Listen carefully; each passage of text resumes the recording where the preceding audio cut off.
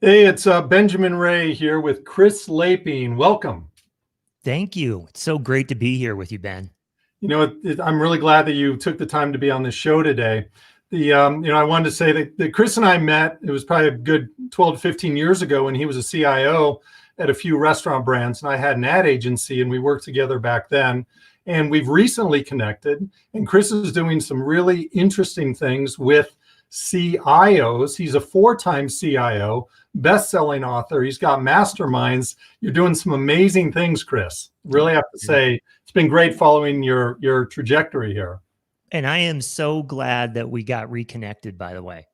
I keep saying to Christine, my wife, that this was the big meeting of the year for me. I was destined to run back into you. And so again, I'm glad to be here with you today. Oh, it's great. Well, thank you. I want to jump right into something that I saw in one of your videos yesterday, and it was about CIOs and how they're kind of regarded as over in the corner and not part of the team. Can you talk a little bit about that in the corner stuff? Yeah, first of all, I made a reference in the video to a family favorite in this house, Dirty Dancing, where the handsome Patrick Swayze shows up in the room and he declares his love for Baby. Baby, right? Says to everybody, nobody puts Baby in the corner. And of course, I think that is highly applicable to the world of IT. I had someone along the way in my IT career say to me, I have always thought that IT people, that you were the guys who leaned up against the wall during the school dance and were the booger pickers. Yeah, the AV guys, right? And exactly. And I thought that was funny, but honestly, it hurt my feelings a little bit. And I sort of just carried that with me, a little bit of a chip on my shoulder, even though, as you say, AV guy, I actually in junior high was an AV guy. So I honestly have to own up to the fact that my roots started with messing around with sound and video boards. Although I never, ever leaned up against the wall during a school dance. And never the next part, right? That's right. Although one of my 6 brothers would probably say, no, Chris was a booger picker. There you go. That's good. Well, what you're doing now is you're helping CIOs to raise up, to level up, raise up, going up to the next level. And you said something to me a couple of weeks ago about it's a very small percentage of CIOs become CEOs. And that's a question, and I was wondering about that, but I wanted to jump into your corporate athlete kind of mentality when you're working with them to raise up to the C level. Can you talk about that? Yeah, I'm an avid reader, and one of my favorite books that I read in the last year is called Atomic Habits by James Clear. And he really pushes this concept in the book about getting 1% better every day. And that if we got 1% better every day for a year, at the end of the year, we would be 37 times better. Now, he also talks about elite athletes and the fact that if you walk up to an elite athlete and you ask him or her, hey, do you want to get 1% better? That there is not one elite athlete in this world that wouldn't take that opportunity to get that marginal gain. So I think that concept is so applicable to our careers. And I believe that if we commit ourselves to just getting 1% better every day, we can make a huge difference in our lives and our careers. And I'm just not in that frame of mind that believes that, the clouds part, the angels sing, a big revelation occurs, and my career magically transforms. I don't think it happens that way. I think it's overwhelming when you think about it. I'm going to do all this amazing things this whole year, or I'm going to jump up 5 levels. It's too overwhelming. You don't know where to start. Totally. But you can do one little incremental thing every single day to get 1% better. Exactly. So just like an athlete would, except in our corporate lives, how do we commit ourselves to doing that, to getting 1% better? And I think one of the things that's really overwhelming if you're an IT leader is that you have these 3 buckets of things you need to learn. You need technical skills and technical knowledge. you have to build your industry knowledge for whatever organization you're a part of, but then you have to build your leadership and influence skills. And I think in the IT world, we just sort of safely tuck in behind the technical skills. And we just sort of hang our hats on that. And what I would say is, I just learned early in my career that no matter how good I got technically, there was always someone out there that was better than me. It's always someone better. Always. Right. So I just committed myself to not be the transactional type that, okay, well, what I'm going to commit myself to is leadership and influence. And whether I'm in a leadership role or not, what can I do every day to just learn a little bit more about, the gift of bringing people together? And that's what I think is so great about the IT world. We don't have to feel like we're the booger pickers.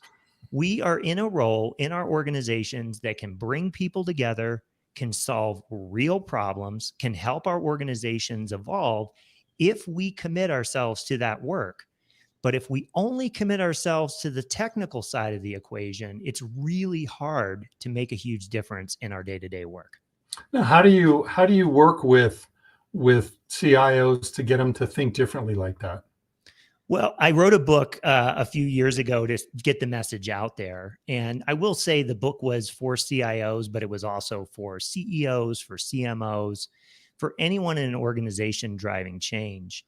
And I just wanted to get this message out there that starts on the very human level, which is 70% of the US workforce is disengaged. And 70%, according to Gallup, of change fails in organizations. And I think there's a trickle down effect that impacts our morale, our culture, our operating performance. And so what I really want to do is appeal to leaders out there that this is actually a lot less about you and a lot more about the people downstream who are hurt when change goes bad, when change goes wrong. And that our job as leaders, when we get out of bed, isn't to do the things we want to do. It's not like I woke up one day and I earned this leadership role, so now I get to earn the opportunity to work what I want to work on. Leadership is about working on the things our people need us to work on. And that's what I explore in the book is how do we assume that leadership role, whether you're a CIO, a CMO, a COO, or you're a grassroots influencer, which is where I actually believe real change happens in an organization. So to answer your question, I just want to appeal to everyone's senses when I'm trying to work with them that this is a bigger mission than just your career, although your career and you personally will benefit a lot from this. Well, it's a little counterintuitive because you think if I'm going to work on myself, it is about me, but it's really not about that. You're working on yourself to help everyone around you, whether it's your partners, your customers, the people on your team, whatever that is. And I heard one time that leadership is doing the things that no one else wants to do. So if it's all about me and I'm thinking I'm doing this for me, well, why would I do it for those other people? But that's the point, is you're doing something that you don't want to do or that others won't do. And so as a leader, you say, I'm going to do these things because I am bringing everybody up. And that is real leadership. Totally. And this 1% work, to me, it's like when you're on an airplane and the flight attendants say, hey, in the unlikely event that an oxygen mask drops from the ceiling, put your oxygen mask on first and then help those who you're traveling with.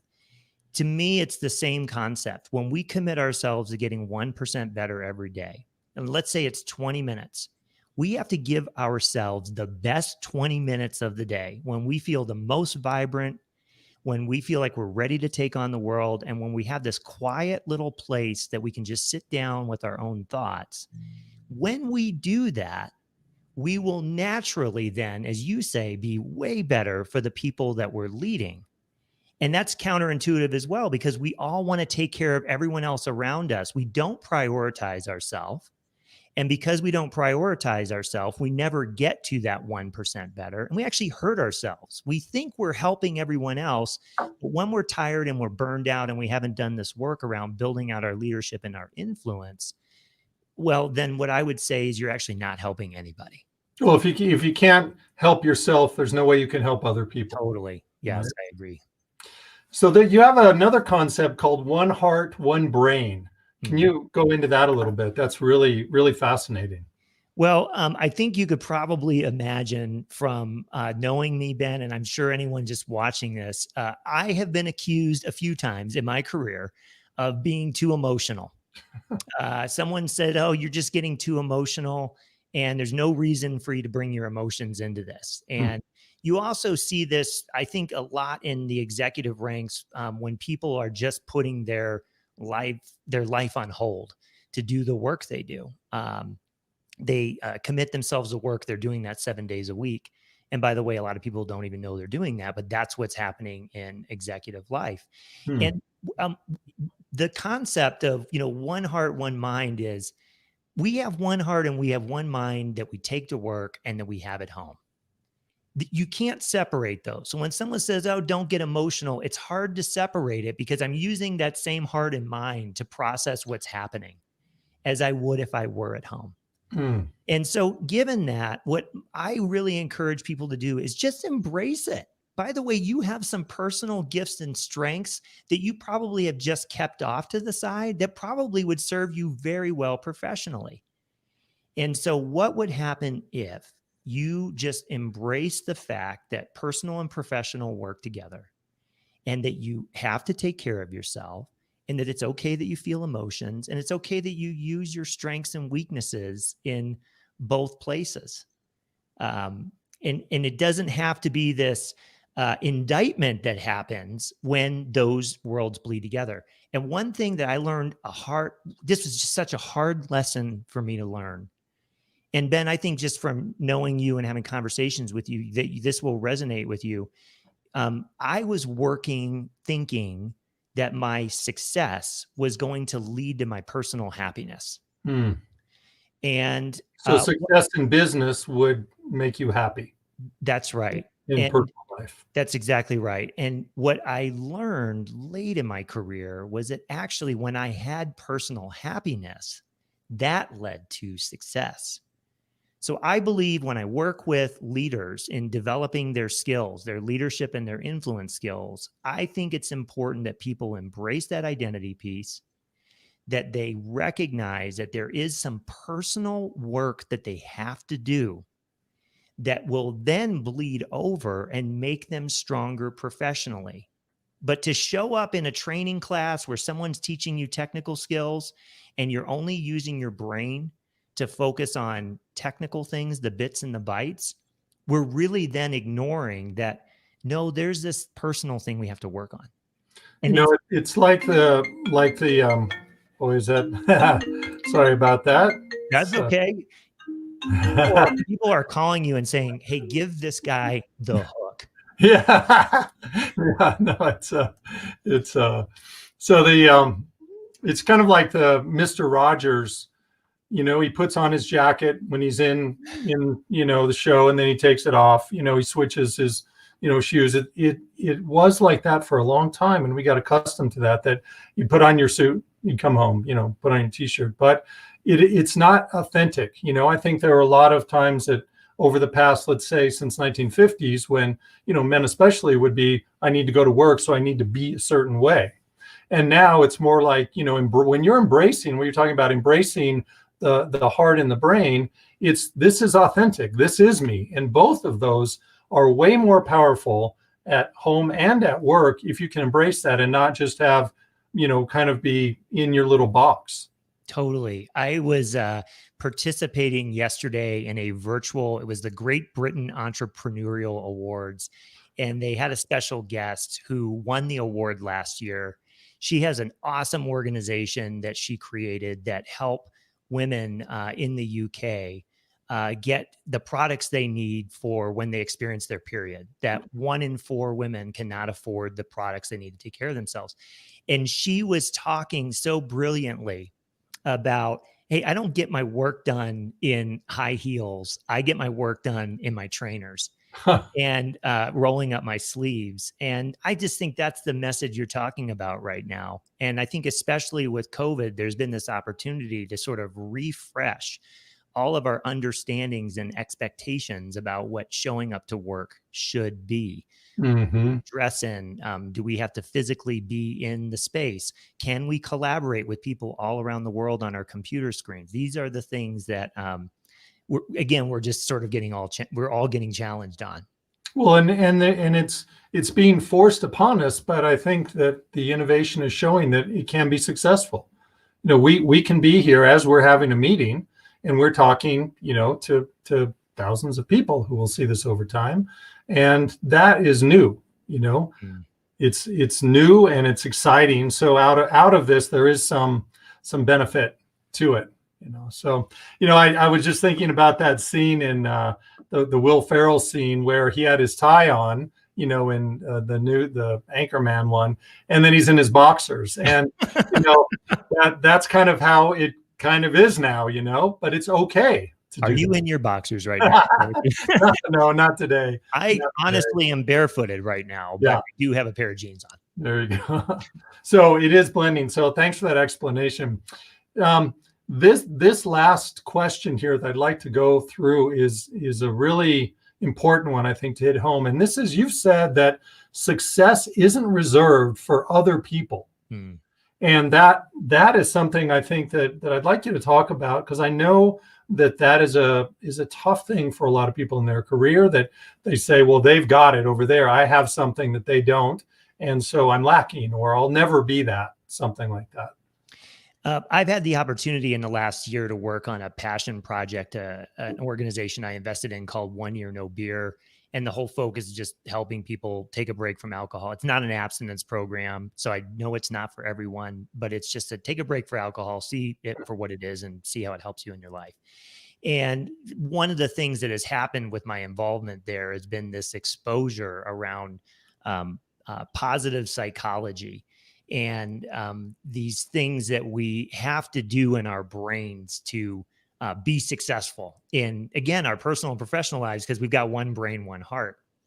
And so I do think it's important to consider that where the mind leads, the body will follow. And in positive psychology, or in psychology, there's a concept of internal locus of control and external locus of control, which sounds really fancy. But if you're an external locus of control person, you believe that fate and destiny is the reason why any good or bad thing happens to you. If you're an internal locus of control person, you believe that your life and your reality is largely shaped by the actions and behaviors that you take on day to day. And so if you look at the studies around happiness and being happy every day, you have a much higher degree of happiness when you feel like you're in control to get yourself what you need. And so the thought process here related to our careers and how we develop our careers is there's always these external reasons why other people have success, and we can't control those things. So the work that I want to do with people is to focus on the things you can control, the things you can do in your brain, how you wire yourself to pursue this success. And what I have found in this wiring, and this is a massive revelation for me to have just sort of stumbled upon this, Ben, most people don't believe they deserve success. They believe they don't deserve happiness. They believe they have this shame and regret in their life. They woke up one day, they don't even know how they ended up in the career they were in. And they believe it's because all these bad things happened to them because they didn't deserve success and happiness. And what I want to emphasize is you do deserve this. This is a mindset. It's not reserved for someone else. And actually, when you dive into the person who's successful, they are dealing with heartache and setback and failure every day, just like you and me. But the one thing that those successful people do differently than us is that when they fall down, they just get up quicker. Oh, yeah. And so this is all about the work we have to do to wire our brains to be able to do that. And I will just say, as an example, if you're working in an organization, let's say you're a CIO, You don't like your CEO. You don't know how she got in that position. She's so mean to everybody. She doesn't seem to value culture. She doesn't seem to value the things you value. What I would say is, what are you going to do about that? Yeah, right. Because you can either try to change it. You can try to work with her. You can try to help her on behalf of everyone, by the way. Yeah. You can just make a decision that I'm not doing that. That is not congruent with my values, and I have to take action. And so now you take the power back when you're doing that. We've got a question here that relates to this, that if you can address this question, life scripts can only be changed by the original writer of that life script. Yeah, I like that. And if I build on that, what I would say is there's no way to go back in time and to rewrite the story that happened behind you. However, starting today, you can write a new script for yourself and what happens in the future. We've got a comment that just came up here from Craig. So it's, I think that's good. So handsome fella there. What a great picture. That's good. Yeah. Craig's a guy in the UK. So awesome. Yeah, no, those are some really good points there, is that it can be had, success can be had by anyone. Yes. And, one thing I'd say too, that I think is interesting when you study people who are successful, which I'll lean on the moon pictures behind me for a minute, because I have a lot of people ask me, why do you have the moon picture in there? Well, it's because I've worked in this world of innovation for almost 30 years now. And I've had a lot of people ask me, what do you think the greatest innovation of all time was? And I think that when we got a man on the moon, that was a huge accomplishment.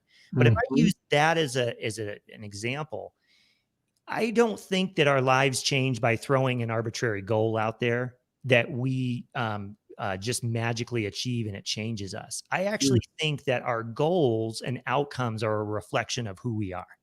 And I think when you really watch all the documentaries on these scientists and mathematicians and engineers who put a man on the moon, this was honest to God who they were. It was a part of their identity. They didn't just throw a lofty goal out there. Now, mind you, our president threw a lofty goal out there for them to pursue, but it was so congruent with who they were. And we have this. Every one of us have these unique gifts and strengths. But if we're going around, as the one comment came up, going around living other people's life script, well, then we don't achieve those goals and outcomes. And then we think that we aren't destined for success. And that is just not true. Wow. I mean, I think that's going to be is a huge revelation for some people to look at that and say, like, wow, it is up to me. So when you take the responsibility for your life and you say, everything is up to me, I can do this. I'm not living someone else's or the perception of who they think I am. I am living my life and I am being authentic. And this is what I believe, that you will end up being much more successful and achieving whatever you want to achieve because you are living your life script and your life. Yes. Yes. I remember my dad was a Navy officer, and he would get on me when I was a teenager about my long hair and my earrings. And he would say, son, this is not your world to live in. You are not going to be able to go through life. But he let me have that long hair and earrings. And he said, one day, though, you may earn the opportunity to do the long hair and the earrings. And he was right in a lot of ways. But I would say, no, I think it's less about earning it, right? And it's more about going into the world and being who you are and just being okay with the outcomes that come with that, by the way. That's where it falls down. If I decided I wanted to do the long hair and the earrings and I had a hard time getting an executive role in my career, and then I say, well, they held me down because I have long hair, that'd be really, really missing the mark. And ultimately, no, you just got to own it. And I had hoped, by the way, that my rock band was going to get picked up and signed, and I was never going to have to really finish college. So, so your high school picture showed that long hair. Totally. Yeah, that's great. Well, that's good. So tell us about this mastermind that you have coming up the first week of January. Yeah. So January 4th, I want to invite anybody watching this to come train with me. We're going to really work on some of the concepts we talked about today, especially this whole concept around the, corporate athlete. How do we get 1% better? We start on January 4th. We're going to keep it to a small group of 30 people. It's 100% facilitated remotely through Slack and Zoom. Hmm. You get daily challenge videos with me, but you're also getting daily coaching and feedback from me. You can learn more about this mastermind at www.itmastermind.live. And itmastermind.live. that's right, itmastermind.live.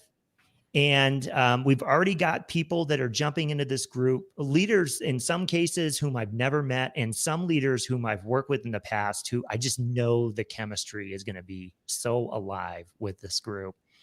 And we're going to commit ourselves for 6 weeks to getting 1% better every day. And that is, in general, a 20-minute or less a day commitment, 5 days a week, for you to just immerse yourself in getting 1% better. And we're focused specifically on building your influence and leadership skills. And it doesn't necessarily have to be for IT leaders. This is for anybody at any level.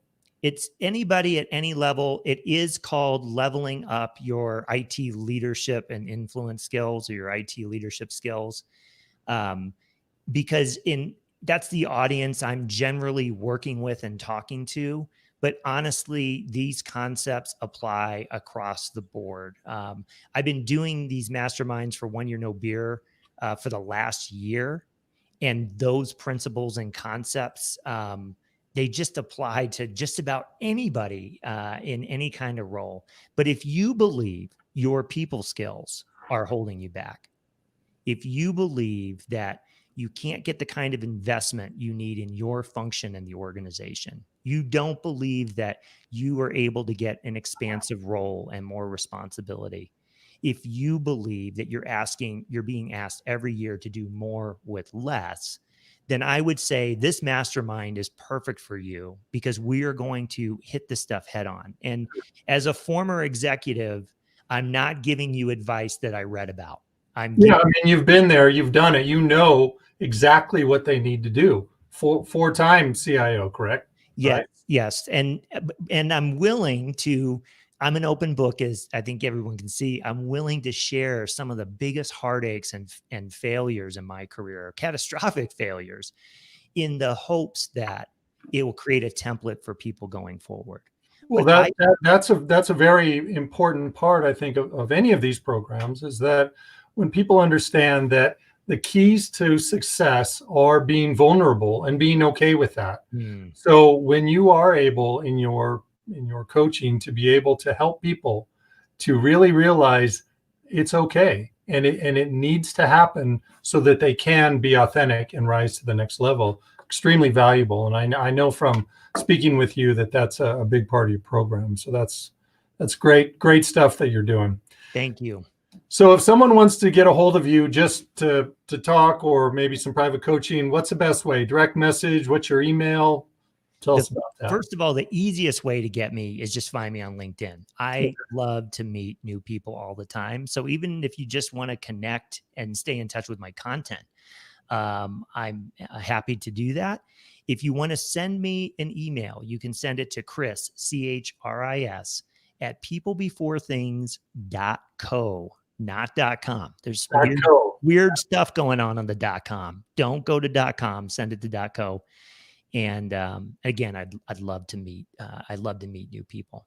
Well, that's great. Well, I want to thank you for being on this show. What are your predictions, let's say 12 months from now, with kind of how the world is and all the people that you've worked with in 2021? How will they show up differently than they do now? Well, I heard a very, very smart CIO that I know, Kendra Ketchum. She did a live last week, and she was asked this question, and she said, "The future is not now." And I love that, because I believe exactly what she was sharing. And that is, I don't think that this is the new norm. I don't think that we'll go 100% remote, that people will be sitting in their boxer shorts doing their work every day. but I also don't believe we're going to full tilt go back to where we were. So, my prediction is, well, first of all, it's an easy prediction to make, but 2021 has got to be better than 2020. Yeah. Most people. And I do think there'll be some evolution in the business world, but I don't think it's going to be as dramatic as everyone thinks. I think there's a lot of people clamoring to get back and to be working with their teammates day to day. Well, I look forward to speaking with you in 12 months, and then we'll review this past year and your successes. So thank you again. Awesome. It's a date. I will see you in 12 months. All right. Well, have a great week, and we'll talk to you soon.